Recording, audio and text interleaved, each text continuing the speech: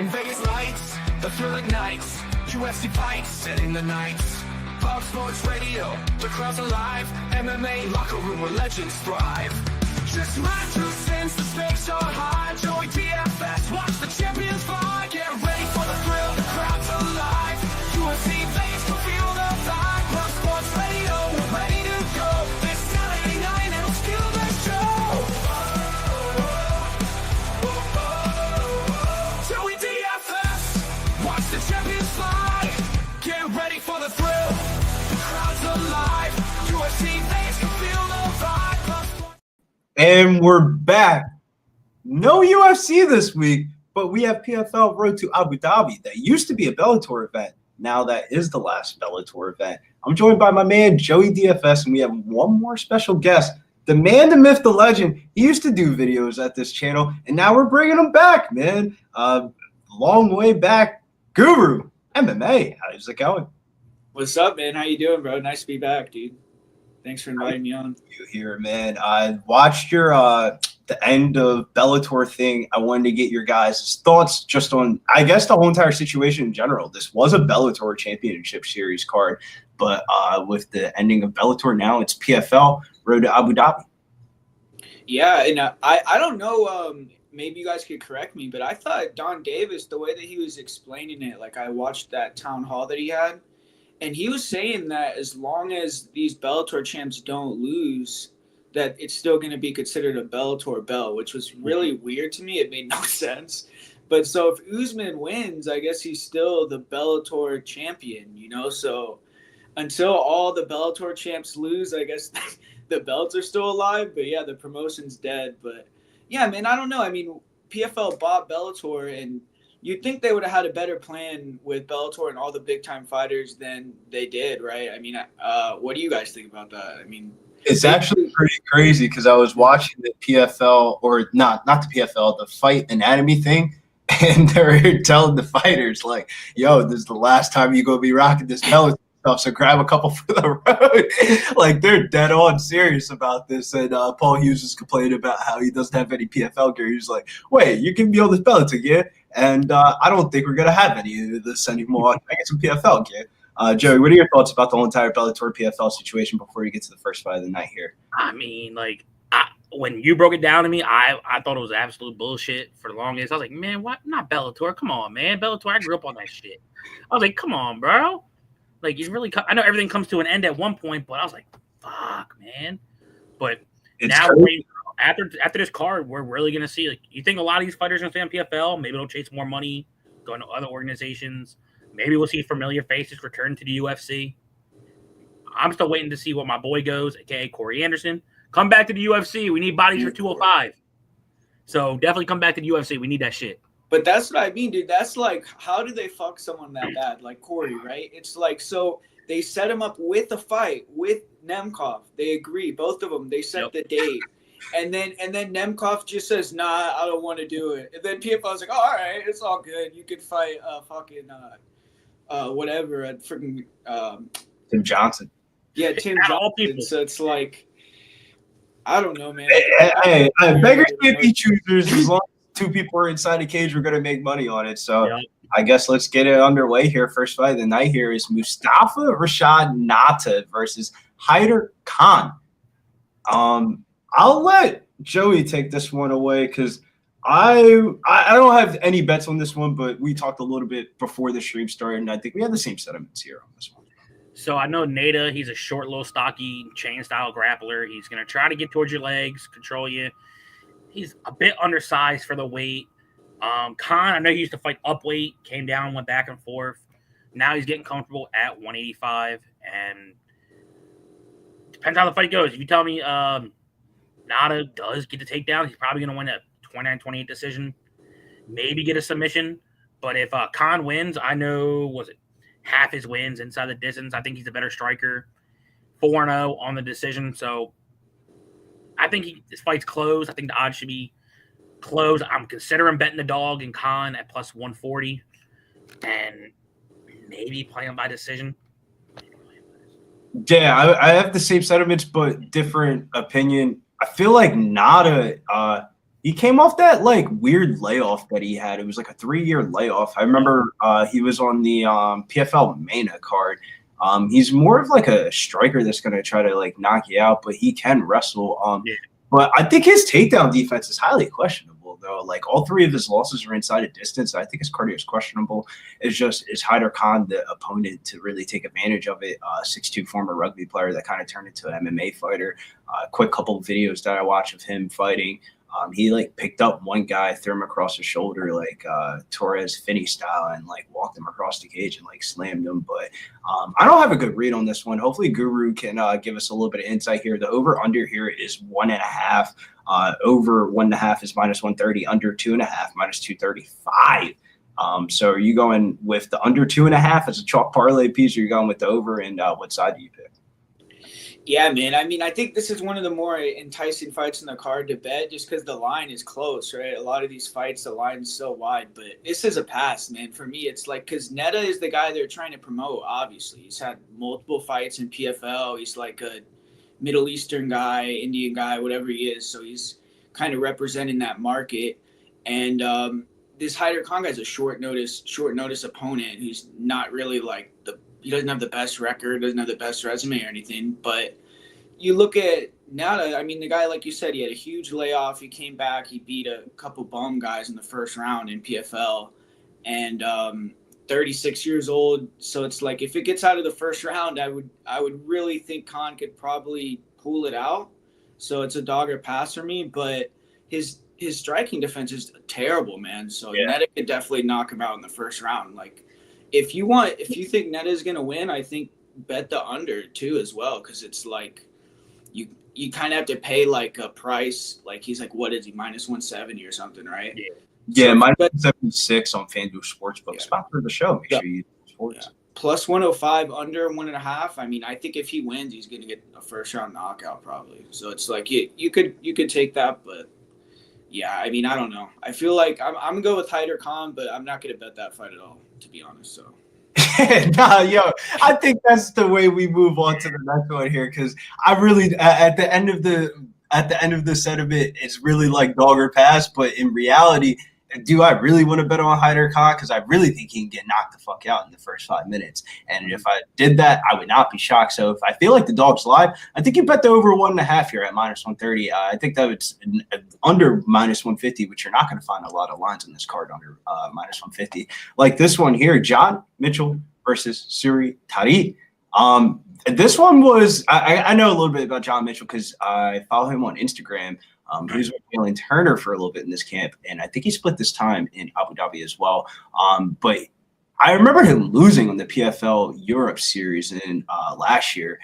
He can strike at distance, but he looks the best when he's able to get his ground game going against his opponents. But he still has the cardio to go to 15 minutes. I feel like Tyree's primarily a striker, but he has questionable takedown defense his damn self, man. And I think that's the reason why this line is so wide, because if John Mitchell's able to get takedowns, I think he's able to win this fight. But, man, I feel like it's 29-28 decision and 29-28 decision at -800. It might make a parlay piece, but I don't know if it's at the top of my parlay here. Guru, do you have the same sentiments or do you differ? Do you like the Irishman here? And how do you feel about the over-under? Over-under here is over 1.5, -220, under 1.5, +160. No, yeah, I totally agree. I think that Mitchell's better everywhere, but to play him at that price, like he's not the type of guy I would want to bet at that number. You know, he's not that proven, and I don't think he's that good. He's kind of just like a Brett Johns type of fighter, right? Like where he's gonna mix in takedowns, like strike long. And this other guy, it's like his striking looked okay, but he was getting outstruck at range by that guy that was like 5'3" his last fight. I was like, how is that happening, dude? He's 5'11", and the guy's closing the distance and landing on the guy at will. It's so, to me, that didn't bring a lot of confidence for me to pick him as like a underdog, you know. So I think Mitchell will mix in the takedowns, probably be able to outstrike him too. So I think Mitchell's the favorite for a reason, but yeah, like you said, you could throw him in a parlay, but -700, I mean, yeah, I don't know about that really, but yeah. I mean, it would have to be like the 6th or 7th leg in the parlay. I mean, it's only 10 fights or 12 fights on the card. I mean, you can only do but so much. Joey, what are your opinions here about John Mitchell Were you looking at any props here for this one? I know props are very varies from book to book to book, so you really have to like be on your sports books to like figure out what sports books are offering odds for these fights or props.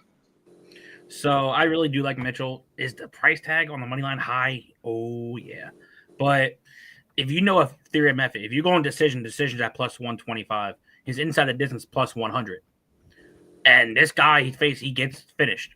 And what, 3 of his 5? He gets finished inside the distance. So, and both of them are inside the first 2 rounds. I may look at Mitchell inside the distance plus 100 as a straight bet.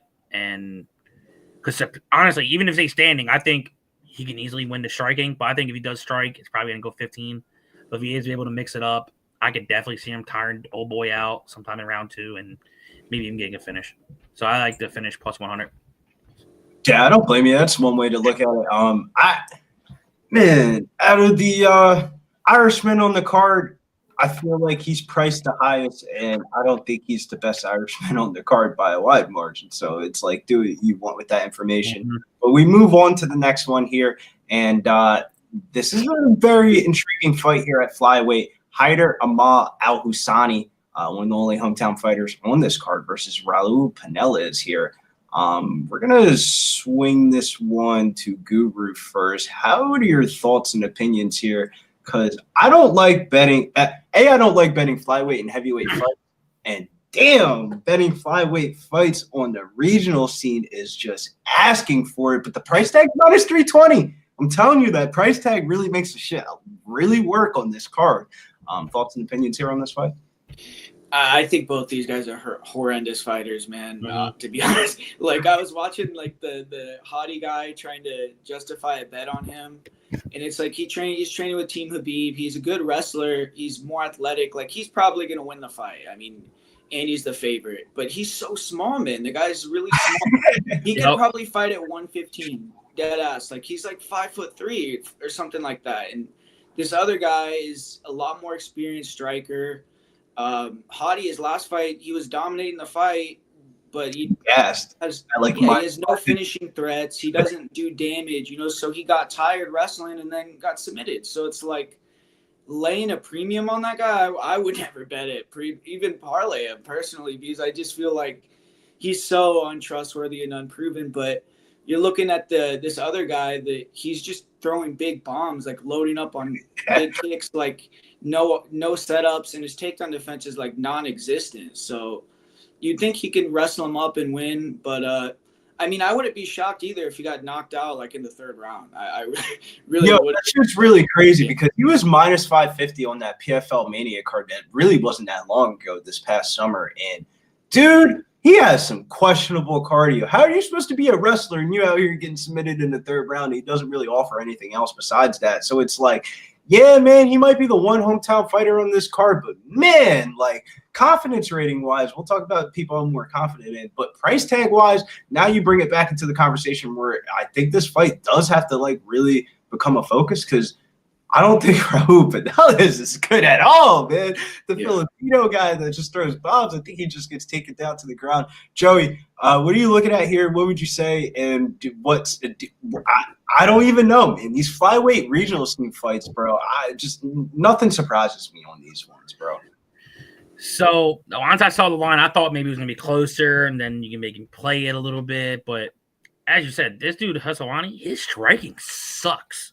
He can't sucks. He comes out like this. Okay, I'm gonna come forward, and then if he can't get a takedown, his cardio is done.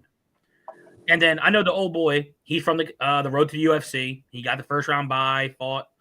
I forget who the hell he fought. He fought. I forget his name, but he's not important. He got knocked out. But yeah, he's a powerful striker. He has decent submissions, but his defensive takedowns aren't great. So if you're betting the dog, personally, I think his only way to win is by knockout. So maybe if you want to sprinkle just the knockout, because he's not going to win a decision, and he's not going to win by submission. So if anything, if it's a dog or pass, play the knockout. If you're more on the favorite to like, oh, I think he can rack up control time, probably win a 30-27. He does have 1 decision win. I know 4 of his 5 are inside the distance. Who knows? Maybe old boy gets tired. Maybe gets a submission.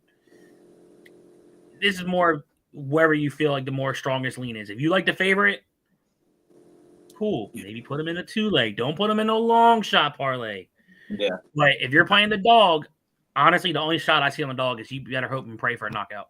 Which is actually crazy because the total for this fight is over under 2.5, and the over 2.5 is minus 175. The odds makers think this one's going to the judges' scorecards. So if that happens, I'm looking on fight odds. That's what I was about to ask you because it says under. I don't know if this is a real line because you're saying it's 2.5, but it's saying that Bet Online is offering under 1.5 plus 275. So it's like I don't know. If asking you if you like Hottie, like the favorite, you think he could finish him in the first round, like take him down? I really think these are one of those type of fights where like you're probably going to have to throw this in a parlay to make it work for like anything past 5 legs. This does become into the conversation of putting into a parlay. So it's like this is one that you bet and you just don't tell anybody about. Both fighters, if they do win inside the distance, all win within the first 2 rounds. So people could take that with a grain of salt. I think he's going to win by decision, like a 30-27. I mean, he was supposed to win his last fight, and he was a minus 550, bro, and he gassed out. And I think this opponent is worse than the dude that he fought at minus 550. So if you put it in that conversation, I guess like I like the next guy here more as we're going to move on to this one. This is where the names are going to start getting jacked up here. Mirafzal Akhtamov versus Michael Thompson here. And I think this is favorable matchmaking here for the Russian prospect here. He trains in the area, 7-0-1 unbeaten streak. Primarily a kickboxer, but he has very good power, accurate striking. I think his ground game's still developing, but he can go there. I feel like the main there is no concern. I feel like here. I feel like Michael Thompson is just awful, man. Combined opponent record of 35-51 his wins. If that gives you any insight of the type of competition that he's facing, I feel like this is one that's kind of just like you take this minus 550 and you put this at the top of your parlays. Unfortunately, it's minus 550, and that's the world that we live in MMA in the year 2025. But I think he rolls here against Michael Thompson. I think Michael Thompson probably gives the fans a little bit of a show for the first couple of minutes, but ultimately probably gets knocked out to end the first round or the beginning of the second here. Do you guys agree or disagree here? Yeah, I mean, if you look at Mike Thompson, the guy has a fun record though, because I watched a few of his fights. Like all his wins are like 30-second knockouts. He just goes out there, he's southpaw, and he's like winging bombs, chin right in the air. So it's like kill or be killed style, but he's gotten some sweet knockouts. And this Akhtamov guy, like you're saying, he's more of a striker. Like he is like I saw he's like a hand-to-hand combat champion and some of this other stuff. So he goes out there and throws like big bombs too. So I think someone's gonna get knocked out, or it'll be like a club and sub, like Mirafzal did round 1 of his last fight. But if Thompson wins, it would just be a fluke. Like you just catch him when they're exchanging. Mirafzal is the big favorite for a reason. He's better everywhere and should definitely finish. I think he can finish in the first round. So the under, at minus 185, I don't think is horrible, but I wish it was like a little lower. But yeah, that's kind of what I think about the fight. So I remember when me and Billy actually talked about Mike Thompson. First off, Mike Thompson looks like the motherfucker from Fight Club. He just asked him to get punched in the fucking face. He comes forward, just bop, bop, bop. If you get him, he probably goes to sleep. He catches you, you probably go to sleep. But the favorite, man, good kickboxing, as you said, hand-to-hand combat. The only way he said it's a fluke. If he somehow lowers his guard and he probably gets chinned, that's the only way he loses. Yeah, because Thompson has power, so that's it, But I honestly think Thompson's gonna get walked into a counter and go right the fuck to sleep. Yeah, he hasn't experienced nobody who punches, nobody who strikes like this. And no, that's Joey. I think this knockout's going to look like it's super fake. Like it's just going to be ones where it's like boom, and he's like, oh, and he's going to come in. He might land the first one. Everyone's like, oh, then he's going to try to land again. Bitch, you really just fucking hit me? And then fight's over. I think one way to play this would be Akhmedov and under 1.5 on Bet365 as the same game parlay here. But let's move on to this next fight because I think that's kind of like where the basis of my parlays are probably going to start. Is where that last fight is. This one is Tariq Suleiman versus Ahmad Sami here. Yeah, what's up with the weight right there? I didn't even. I don't know. I have no idea. I pulled these pictures from Bellator MMA's Instagram. Like, what were they fighting at 195 or something?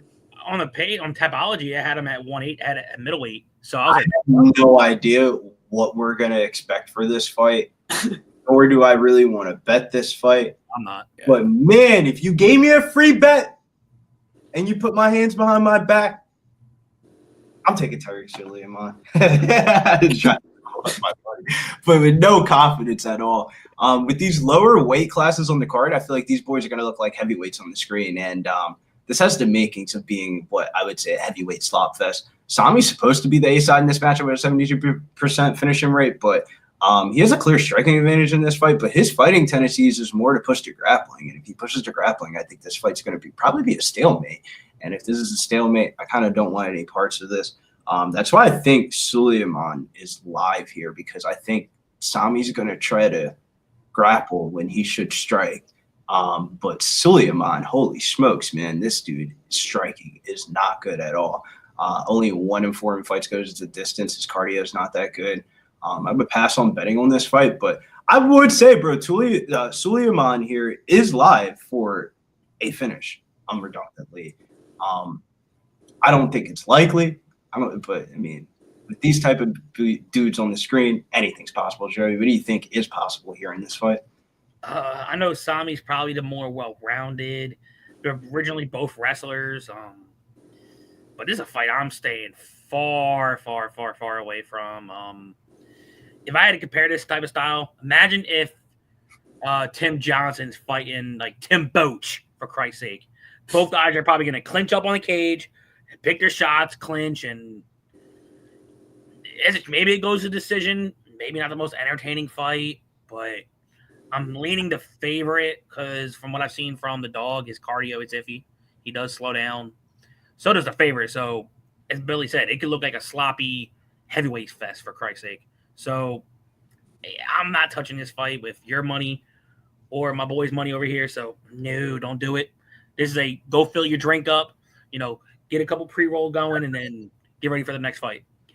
Or you can watch the starting 5 that will be live here on Sports Radio. Me, Dabby Cab, and the boys going live for NBA and college basketball. But Guru, what are your thoughts and opinions here on, I guess this is the prelim main event? Yeah, I agree with you. I think it's a dogged pass, but you could care less about the fight really from a betting perspective. I mean, Suleiman, he hasn't fought in a long time either. He's coming off of a layoff, right? This is what like and he's like coming down in weight, so I don't know how he's gonna look. He could totally gas out after the first round, but the Ahmed Sami guy, it's like you said, his striking looks good and he's explosive, but he just likes to fucking like sit there and like wait for you to come to him, and then he just stands there against the cage like looking for one strike. It's like, dude, they're just gonna grab you, and then when they do, he just accepts it. So I mean, Suleiman, if he has cardio, he'll win. He'll win the fight. He could even maybe get a submission. But if he slows down, he's going to get knocked out. And it's like not even worth betting, because if you bet Sami, expecting the KO and you have 3 rounds of this dude just grinding on him, you're going to be pissed. So it's like, and then betting the other way, like having the guy gas out on you, it's not going to be good either. So I don't know. I don't have the best read on the fight, to be honest. But yeah, just a pass for me.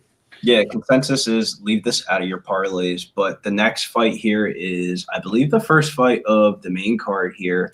And these boys are going to get at it here. This is the former Eagle FC bantamweight champion here, Renat Khavalov versus Clever Fernandez here. Joey, lead you underway here with this one. How do you feel about the Russian versus the Brazilian? I feel like this is a common theme that we see on these regional scene events is Russian versus Brazilian. So I'll just say this, make it short. Renat. He's probably gonna knock this Joker the fuck out. The old boy that got no striking. Yeah, he's a good little grappler, but is he really gonna out grapple an OV? No. So I think Renat, I don't even know what the money line's at. It's probably insanely high in this fight. Yeah. It's not even worth it. It's like, I think I saw inside the distance at plus 400. So I'm like, ugh. But hey, it's a parlay piece. If you want to jump down the juice, he should get this joker out of here. I'll just keep it short. Renat. Yeah, I mean, he's one of the biggest favorites I've ever seen, though, dude. And so is Hadid, but minus 2,300. I mean, dude, like, that's ridiculous. It's like, what are your thoughts, though? How are you betting this? I mean, I don't see how Cleaver could win, man. I mean, it's like you're on the feet. It's like you said, he doesn't have great striking. I feel like Renat's actually really good. Like the UFC could have signed him, but I feel like they didn't want to have another like, dude. A lot of the people at 135 at the top, like we just saw Marab versus Umar, like they're all from that same region. Like I don't think they wanted another one of those guys. Like he's one of the best in the world, I think. So it's like he's fighting this bum guy. He should finish and move on to bigger things. So plus 100 under 1.5, I think is good value there, especially when you're looking at a guy that's minus 2,300. Like he should finish him in the first round, dude. Like so, that's what I think about that fight. Really, you're not lying though. I really do. Out of all the like Russian prospects on this card, I was the most impressed with him. I mean, bro, combined opponent record of 56-14, bro. He's not fighting no ass people. Like he was fighting legit people of like a lot of undefeated guys and stuff like that. Of like, and while the undefeated, you don't have the same experience. I feel like the aura, it's like an aura match of a class of like, two people are undefeated, like two people both don't think their shit don't stink. And he's been the one that's kind of really moved it along. But then he took this long little layoff here. And I think that's more just contract obligations things with Khabib. I think that promotion doesn't even exist anymore, but he is the former FC bantamweight champion. And we've seen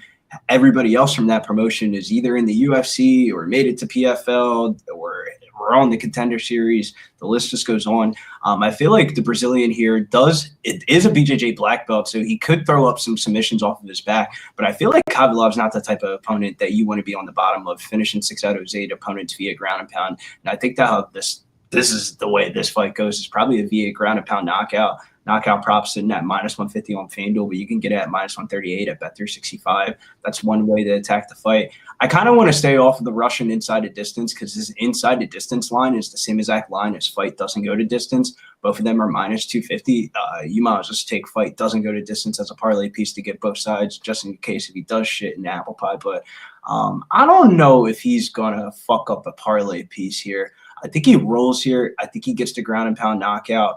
What are you going to do with the dog? I feel like the underdog would only be live inside the distance. Yep. So under 1.5 is sitting at minus 110 on Bet365. That's another way to attack this one. But if you told me he got this done in like the end of the second round, I would not be shocked, bro. I feel like he's just going to knock him out in via ground and pound, and it might just not happen as fast as everybody wants it to. I can see that. Yeah, it could go longer, but it's just like, I don't know. I just think if you got that number like minus 2,300, dude, and you could bet plus 100 or minus 110, like on the under, that's going to hit way more. I mean, if you play the numbers, that's going to hit way more often than not, dude, to me. So, but yeah, I mean, just styles wise, like you said, it could go over. They're small guys too, so. But. Yeah, I believe that is a bantamweight fight there. But let's talk about these featherweights here. Ibragim Ibragimov versus Kenny Mokahana here. And I'm going to take this one away here because Manchester's own Ibragim Ibragimov is back. And he kind of has the Dagestanian roots, and he isn't that much of a striker. He's just going to go in for takedowns and dominate you on the ground. The caveat here is that Kenny Mokahana is bigger than him at the weigh-ins. Like, he's significantly taller than him. But I also feel like the SGB Ireland prospect had a tough time with free agency without a fight since September of 2023. He had a kind of a weird situation here. And I think the situation, they, like, gave away the I don't want to say the script and, like, yeah, everybody conspiracy theories going, but they kind of gave it away here of, like, how are you fighting tomorrow, but you're in the GFL draft tonight? If you follow the GFL on Instagram or Twitter, they just announced that Kenny Mokahana will be in the draft tonight. So if you're in a draft for another promotion and they signed you for one fight in Abu Dhabi facing a Russian, What makes me think the more and more I look into this fight, this nigga's about to get a submission, man. Plus 350 by submission here. When I first looked into the fight, I thought it was going to be a decision here. But the more and more I look into this fight, bro, this might be a quick night in the office for him, man. I don't think that's the way the style of the fight should go. But the situation is really revealing itself, man. I like submission or decision for Ibragimov. And as the more and more it grows on me, this might be one of my more confident picks of the whole entire card.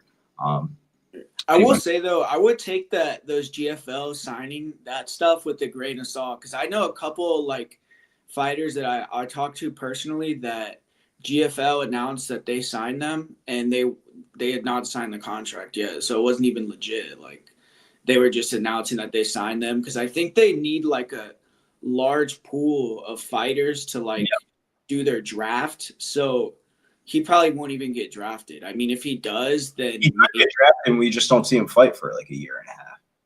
But I'm saying he might not even be really signed to them. Like, it could be just like the Instagram, like the person online, like post. Because, dude, they posted people that are definitely not signed to GFL, like where they're posting their picture and saying they're signing them. But I don't know. How it is, but the source was Spinning Back Fist, and this was today. So they signed so they announced that they signed Sasha Palatnikov.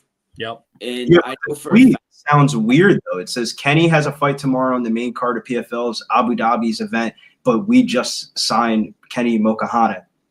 Makes no sense. Well, but I'm saying, because they said they signed Sasha. And I know for a fact, like when they announced that they signed him, he had not signed yet officially. So, like, I don't know.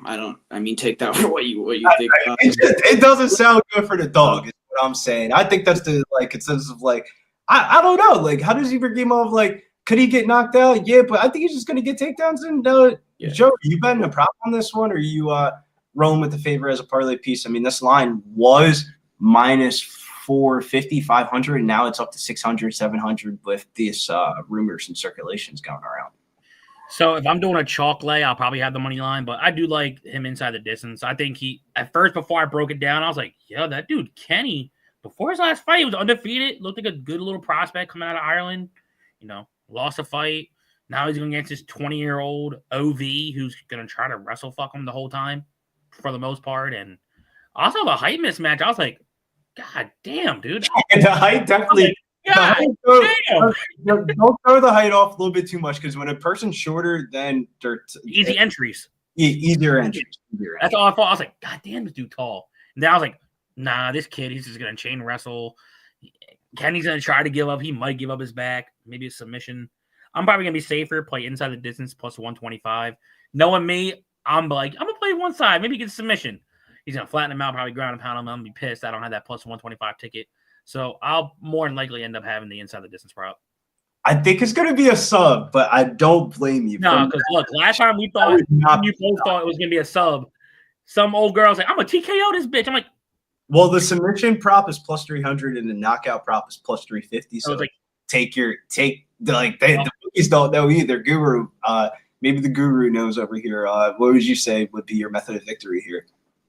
I mean, I'm not as confident as you guys on clear method, but to be honest, I would go with the over. Like, I would say that Kenny goes to decision, because I think his jiu-jitsu is good. Like, his last fight with O'Connor, you could tell he gassed, he definitely got tired, and I think that's going to be a major issue with this fight, because he missed weight again, dude. And like you're saying, he's super tall, so I think he cuts too much weight and he's going to gas out. But his grappling looks good. Like, you look at him, even when he was in bad positions, he was real composed, and his guard was good. So I feel like he has good jiu-jitsu. It's just if he wants to quit in there eventually, if he's too tired, So if he gets mauled up and ends up quitting, off exhaustion, but I think he actually has, if they add, jiu-jitsu for jiu-jitsu, I think they're pretty even. And then in terms of striking, I mean, maybe Kenny has a slight edge, but Kenny's a wrestler grappler too. So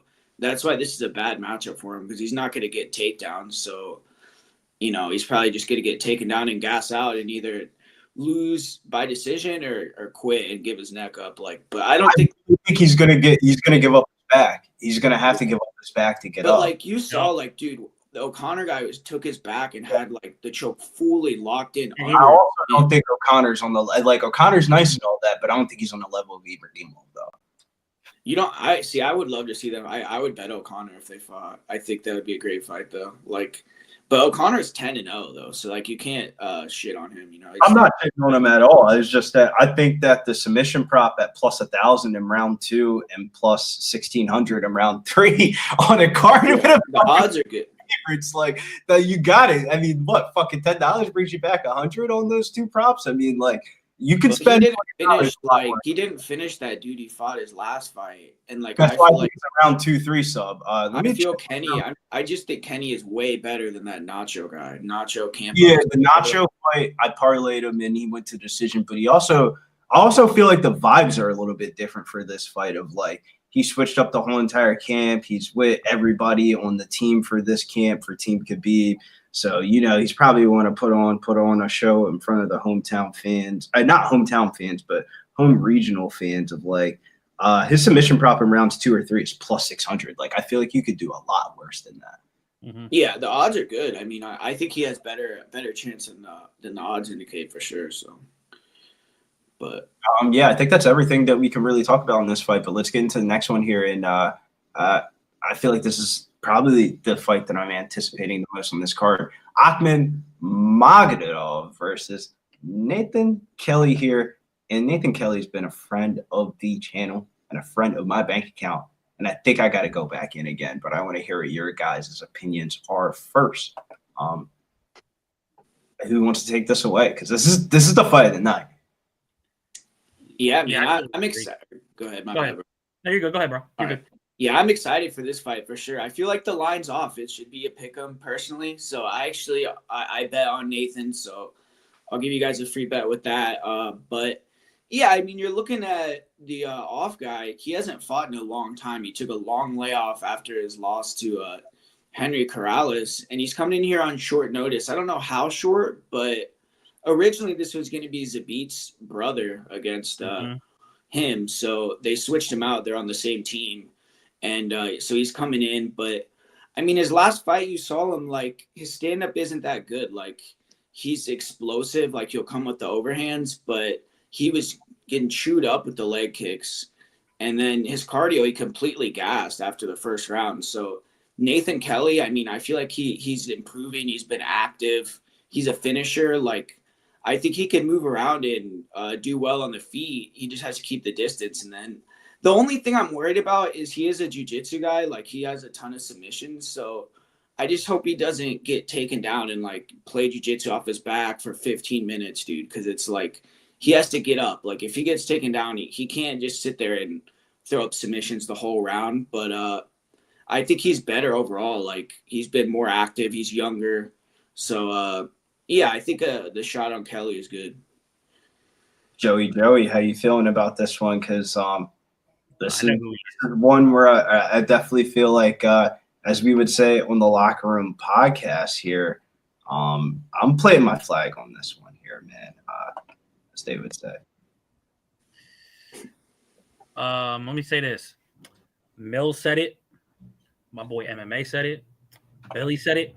Billy, do me one more favor. Can you bring that flag back up for me just one last time, good sir? Just one more time. Yes, this is what we do Big Show, man. This is man. You're doing the Big Show role for me, my boy. Look, Nathan Kelly. Look, I'll say this right now. He's my flag. I'm telling you. None against the old dude. If you tell me to say standing, Kelly's the better striker. Does this dude have the best overall entries? Yeah, it's all right.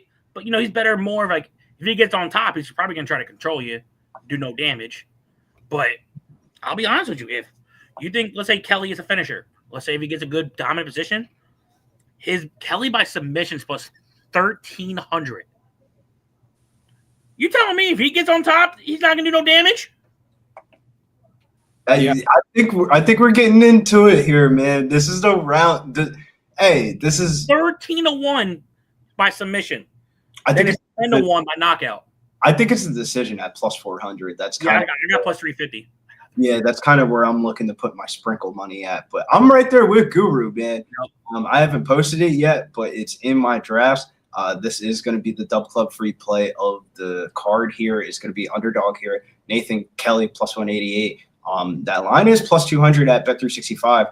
The line keeps on going down. And I kind of have the same sentiments, man, of like I bet Nathan Kelly his whole entire career, and he's been a huge favorite in these fights. And, yeah, granted, this is a step up in competition. But, man, I'm calling fraud alert on this Dagestani, man, of like, yeah, he's fought the better level of competition. But I feel like if the wrestling's a push, man, I feel like how many people are going to put Akmed Magomedov in their parlays, not even watching any of his fights or anything like that. And, like, this fight should be a pick 'em, if not Nathan Kelly, the favorite here.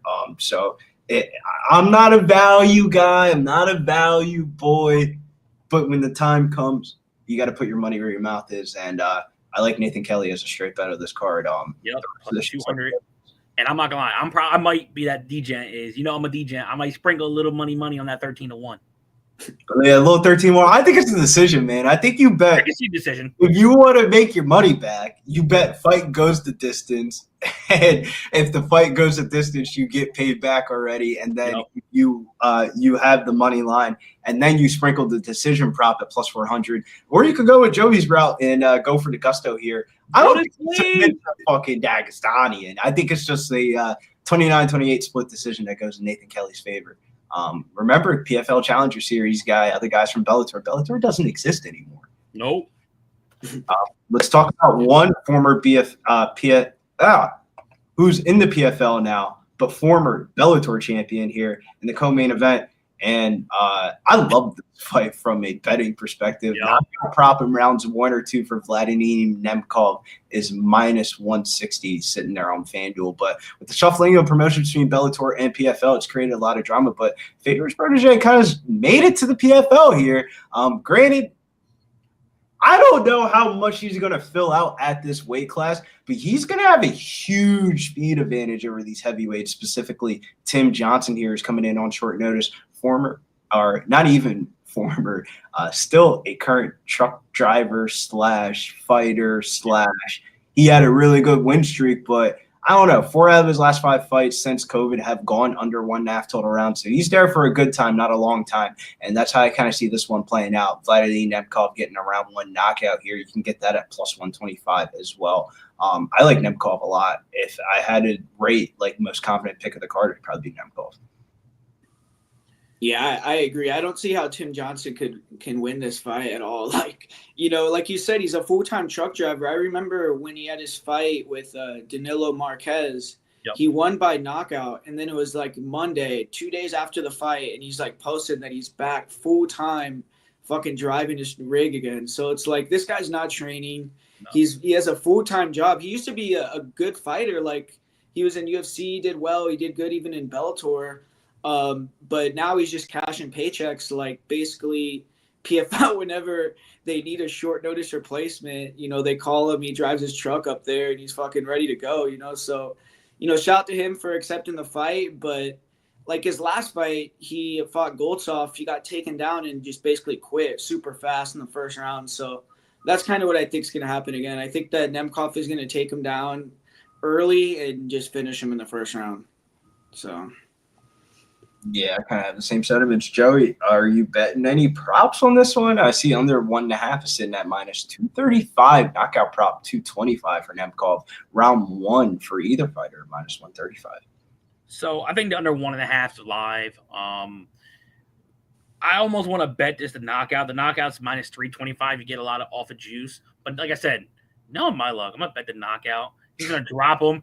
And you're going to see this motherfucker get his hooks in. And he's going to go for a rear naked. I'm like, and the sub clap is at 275. I'm like, bitch, punch the motherfucker. Don't choke him. Like, what the hell are you doing? You're not a grappler. But look, I hope this guy ends up in the UFC at some point. My boy Corey, you're supposed to get the fight. Look, after he whoops Tim Johnson, no matter if he tell that motherfucker to come to the UFC with you and then set that shit up. Yeah, this is his last fight, right? In PFL or something? Yep.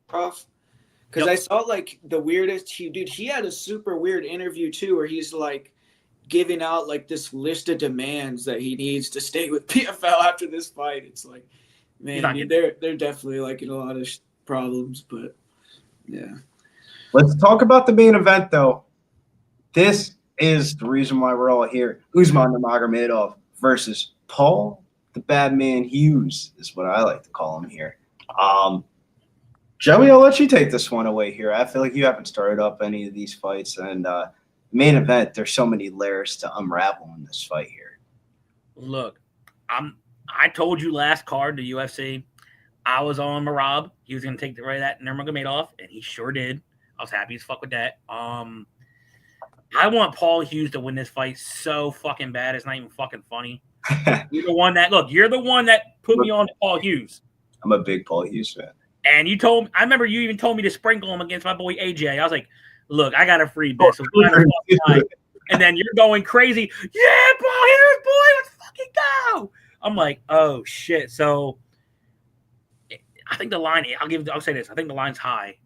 But this brother, he's good. But I want Paul. I don't know about bet it, but I want Paul Hughes to win so fucking bad. So that's just me being biased. If I'm up high on the night, depending on how many bets I have on this card, I may sprinkle Paul Hughes just for being a fan. See, I feel like Nurmagomedov's different from the average Dagestanian fighter, as he's like a striker at heart, and he doesn't any fucking damage in these fights, bro. I don't know how he does it. He has really good balance in the clinch, and he has the ability to get takedowns. And with the lineage of the family, you know that submission game is absolutely nasty. I remember, I think it was his second Bellator fight. He like clipped a dude on the feet, went straight towards his back, got the chokes in, or got his hooks in, and choked the dude out. And like it was pretty impressive. And at the age of 26, it's only a matter of time before we see him in the UFC. But his contract still has 2 more years on it here for Bellator. Now I guess the PFL, who adopts the contract. Free agency for Paul Hughes had every big promotion calling his phone, but PFL kind of really paid up the money to really get one of the best Irish prospects, I think, in MMA. If I had to say Irish Mount Rushmore, be Conor McGregor, Ian Gary, and probably Paul Hughes, man. Maybe Connor Walsh if you want to just talk about combat sports. But he's been a headliner before in numerous amount of events for Cage Warriors, and he's kind of carried that momentum in his first 2 fights, the last one being against former Bellator champion AJ McKee, who he was also a big underdog versus, and he was able to win that fight, had some money on him there. If there's one thing I'll say about Paul Hughes in this matchup, he's not short of confidence. It's just when it comes to like fight metrics, I feel like this is Nurmagomedov by decision written all over it, but there is value in the Paul Hughes money line from the aspect. I feel like we've seen Bellator and PFL do this shit before, and Guru kind of pointed at this a little bit in the beginning of the episode about what are they going to do if Nurmagomedov wins this fight, of like who would be next to actually challenge for it. I think one way that could, at one angle, could be a split decision that kind of goes in Paul Hughes' favor, and then we kind of see a trilogy out of this. Watching the Fight Anatomy episodes, the Fight Anatomy dude is the dude that originally did the videos for Khabib when he fought Conor McGregor. He had the clip of Conor McGregor throwing the dolly through the tour bus thing, and kind of watching those episodes kind of made me think that like they're creating a storyline for a trilogy. While that doesn't back up the fight metrics, the narrative is a little bit too wide for me. I mean, you got to start thinking about everything at -600, bro. Of like, what could the PFL, what could Bellator do to kind of fuck you over? And dude, how many times have we seen Bellator and PFL have these fucking trilogies for like weird ass fights that have gone the split decision? And watching the weigh-ins today and the demeanor and like the face off and stuff like that, these are 2 way overly confident people of like, Usman thinks that this fight he said he didn't even know who Paul Hughes was before this match. And Paul Hughes had this fight circled since this is the main reason why he signed over to the promotion, because the UFC couldn't give him this big of a name this early on into his contract. So it's like, from that aspect, man, I'm watching Paul Hughes. He's buddy with the PFL director guy. They look like they've been best friends for years, man. So, like, I wouldn't be shocked if some weird shit happens of, like, at the end of the face-offs, you see, like, Nurmagomedov looking like, yo, who the fuck is this guy? And why is he talking to me like that? Like, man, if you don't know, now you know, because Paul Hughes is definitely coming sooner rather than later. Guru, what are your thoughts and opinions here? Hopefully I left some meat on the bone for you. Yeah, I mean, I honestly think it's a dog or pass. Like, if we're on a betting show, right? If you're just doing a straight prediction, I don't think you could be super confident just going out there and saying, Paul Hughes is going to get the win. But if you're looking at the price, like, it's two guys that are really hungry right now that look good. I mean, Paul Hughes, he dominated Morgan Charrier. I mean, he beat Jordan Vucinic. I mean, he's gotten some big wins. Like, he's definitely stepped up and done well in big moments. So I think he'll be ready to go, and it's going to be a close enough fight where you could justify a bet. I mean, a lot of these fights, too, like you were saying, Joe, he has a lot of confidence. And a lot of the time when you're fighting someone like not Usman, I guess Usman, yeah, but just a Nurmagomedov in general, I don't think a lot of fighters have that much confidence going into the cage. Like, they lose before they even get in there sometimes. So with Paul Hughes having that confidence, I think that gives him a lot more chance than most of Usman's other opponents that he's been fighting recently, for sure. And, in the boxing, I think Paul Hughes has better boxing. It's just he's going to have to figure out how to get into range because Usman's so good at controlling that distance with the kicks. So he has to figure out how to get in boxing range without clinching with the guy, which is hard. But, I think he could, if he can get into the later rounds and show some resistance in the grappling, then I think it could become close because if Usman slows down just a little bit, I think Paul Hughes' style is a lot less cardio taxing. Like, he's not throwing kicks. He's not going to be wrestling. So if it gets in the 4th and 5th round, I mean, maybe Usman will be a little tired and you could see Hughes, get those boxing combos going. So I think Hughes is the side. Like, if you're going to bet it, have some fun, see if you can win some big money on it. But, yeah, man, this should be an awesome fight. This is like one of the best fights PFL could put on in all their divisions. So I wish it got more publicity. Like, I feel like no one is talking about it at all. But yeah, and I mean, it should be a good fight. Yeah, I have the same sentiments. The one thing I would say that kind of made me not bet Paul Hughes by decision at plus 650 is kind of the shit that happened last week, man. I would say being a younger brother, I would say from my situation of like my older brother was like in music, did a bunch of music and shit like that. This is like before I did like ever a YouTube video or something like that. And I kind of seen like his career kind of like diminish or like, him not reach the top of the peak that he wanted to. And that kind of gave me like the boat of confidence to like really like, go 110% at it. And I don't know, man, Usman being in the corner of his older brother, watching that shit happen. He was the first person to like post on Instagram about it. When I was watching the Fight Anatomy episode, he said, "This is everything that I wanted here. All my friends, all my family are here. This is everything. This is everything to me. I'm going to beat this guy. I don't even know who this guy is, but he's going to get murdered. I don't like fighting for 25 minutes. So it's like, he's selling it. He's selling me this story, but I think it's around 4 or 5 or a decision at minus 200. I think the Paul Hughes by decision prop is live at plus 650. I mean, we bet it last time against AJ McKee. We bet fight goes the distance at minus 155. That made us our money back. And then we ended up cashing the big ticket there with Paul Hughes by decision at plus 310. I don't know if I'm going to go back to the well here at plus 650. I wouldn't blame you for doing it, as I definitely think this could be a trilogy. But more times than not, man, I think Usman's going to get his hand raised. And this might be a hot take, but I think he's the best Nurmagomedov out of all of them, as he's like a really fucking good striker. Like, it's like all the criticisms of Khabib and Islam is like what Usman has of like he striking is legit, dog. Like, and obviously with the last name Nurmagomedov, he has the submission games, but like I'm telling you, dude, Paul Hughes is going to try to crash the pocket because he's a better boxer, not like striker at range. Dude, that leg is going to get chewed up. Yeah. That's for the main reason why I can't get to the window with Paul Hughes, man. I really think the manage of distance here for Nurmagomedov might be the best out of like anybody outside of the UFC. Of like, if you get too close, he's going to shoot in immediately, clinch you up against the cage and try to take you down. If you stay at distance, he has the ability to kick you in the head or hit your lead leg. I think Paul Hughes picks up some rounds, but ultimately, man, I don't know. Fight metric wise, I think it's Usman Nurmagomedov by decision, but in my gut, in my heart, man, I think Bellator might be leaving, but they ain't going to go away. I think this could be a split decision where everybody's saying, yo, what the fuck? This is bullshit. They got to run back. and they run it back. Well, but dude, the one thing too, like that's adding to your narrative with that tripped me out is the whole thing I was talking about, where they're saying that until the Bellator champ loses, they're still the Bellator champion. Like, why would they want to have a? Why would they want that? Why would they want Usman to be considered the Bellator champ? Like, because if he wins this fight, he's still the Bellator champion, apparently. So it's like it does not fit with the narrative of the story of like. I feel like with the rest of these fights, bro, we can like put together the story, the narrative. Vadim Nemkov got signed over to the PFL. The PFL said, "Fuck it, you want to fight at heavyweight? We'll sign you over here. We don't want you to go anywhere else." And Nemkov was like listing all these things that he wants, and he's being a prima donna. Nathan Kelly's a PFL Challenger Series prospect. The other dude was already signed to Bellator, so they have to give him a fight. Ibragimov's a PFL prospect.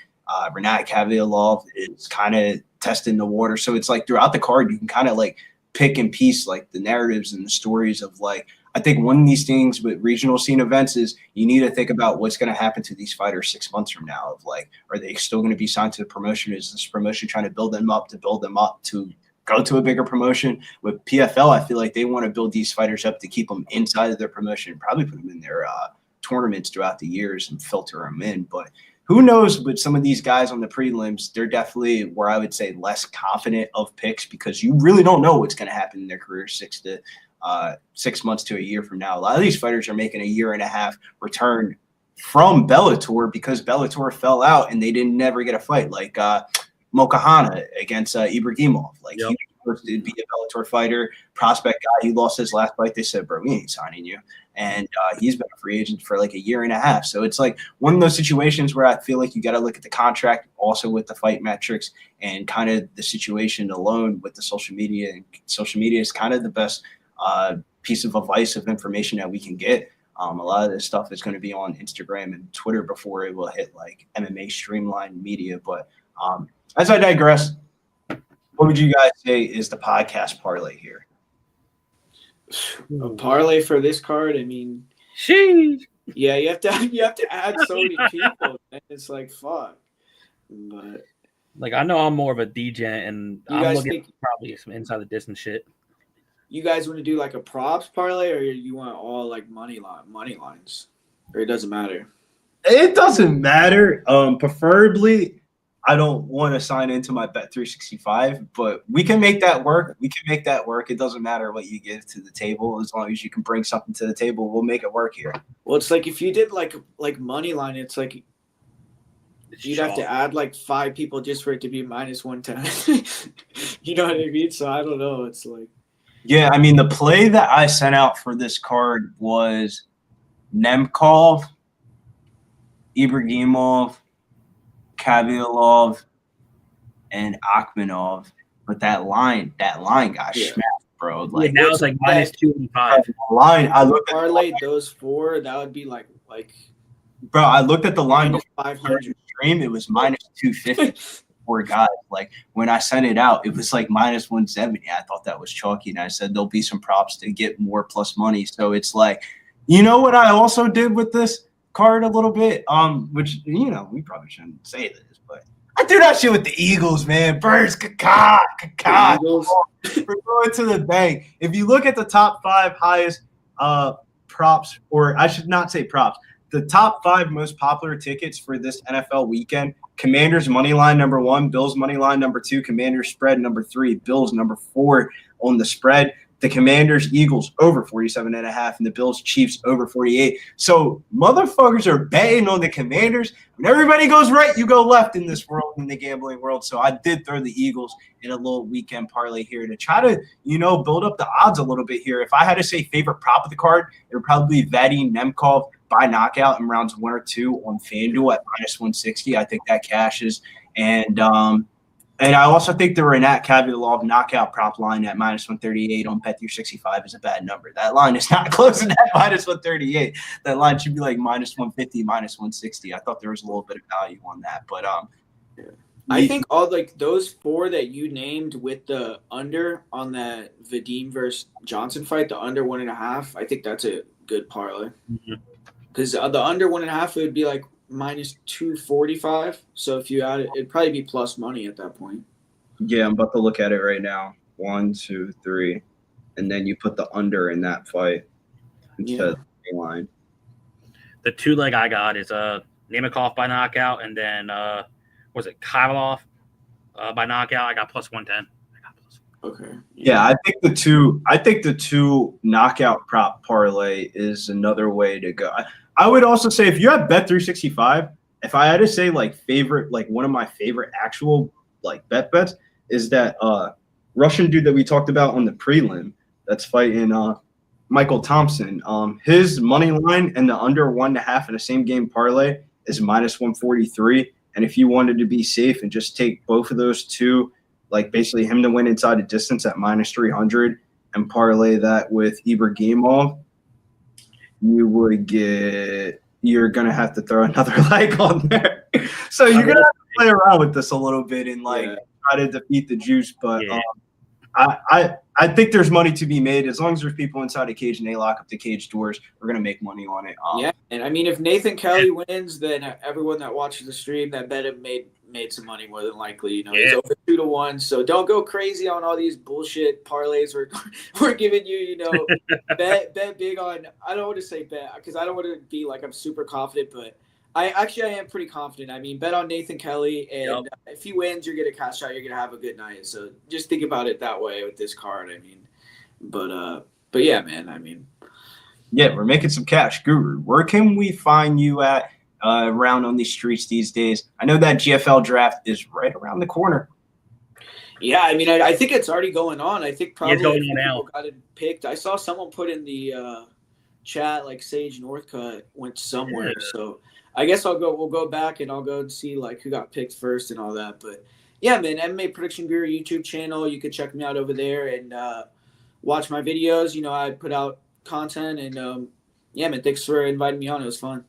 Hell yeah. Nice to have you back on the channel. Fitz Magic MMA as well. You see him on the live streams. He's also Guru's channel as well, doing some interviews. Kind of similar to how we have like the Mills interviews of like usually people that you don't get interviews from. Joey, where can they find you at? What do you got going on this weekend? I know it's a big weekend down here in New Jersey. So first off, it was nice to meet you, Guru. I definitely want to hit you up for some more content. You're a smart dude. Yeah, bro. You can find me at Joe DFS Betting. I've been getting better posting on Twitter. Hey, usually on the weekends when UFC comes back, you can find us Tuesday nights, 11 p.m. Eastern. And on Saturdays, I'm ready for Saturday because I'm ready to plant my flag on the UFC again. Yeah, dude, the next UFC is sick too. The next better than the pay-per-view, bro. Yeah, that pay-per-view. Yep. So, hey, play what you want on this card because when UFC comes around, I'm ready to cash again. So I'm ready to make it 3 straight. Hell yeah, Joey. Let me do some housekeeping on the way out. It's a big weekend here at Pub Sports Radio. It's Saturday at 10:45 is all about the hoops. The starting 5 this week will be Wine Time Sports, Justin McElvey, Dutch Boy Fresh. Billy Briz is in the starting lineup this week. Yeah, we're not coming off the bench. Dabby Cab. And we have following that is the NFL Pub Hub show, which is on Saturday now for the Conference Championship weekend. I don't know who is on that show, but I would imagine I'm on that show as well. I don't know what my time slot is, but I'll have a couple of props, probably be on the Philadelphia Washington Commanders game. So make sure you guys hit that like, subscribe button if you guys haven't already. It's going to be a crazy weekend here at Pub Sports Radio. So make sure you get locked in and get those notebooks ready and get those flights planned because Pubapalooza is right around the corner. Alamo Card Show is right around the corner as well, February 1st. If you're in the Texas area, make sure you go pull up on Jeff. And if you have some cards, sell them bitches because that would be the time to do it.